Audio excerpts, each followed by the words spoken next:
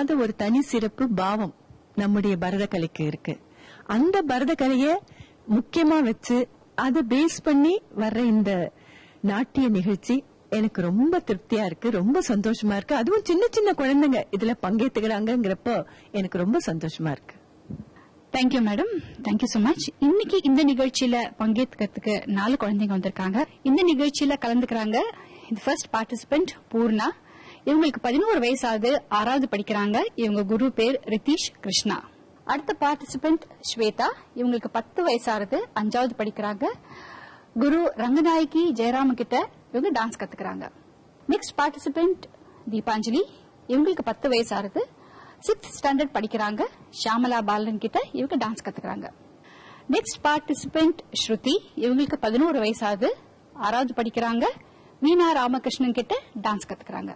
இந்த நிகழ்ச்சியில first round Lavanya. நேர்களே உங்களுக்கே தெரியும், இது பியூர் கிளாசிக்கல் ரவுண்ட். இதுல எனி கிளாசிக்கல் இந்தியன் கிளாசிக்கல் டான்ஸ்ல இருந்து ஒரு பாட்டுக்கு இந்த குழந்தைங்க எல்லாம் டான்ஸ் ஆடுவாங்க. அதாவது முகபாவம் மற்றும் ஃபுட் ஒர்க்குக்கு முக்கியத்துவம் இருக்கிற ஒரு பாடலை தேர்ந்தெடுத்து இவங்க ஆடப்போறாங்க.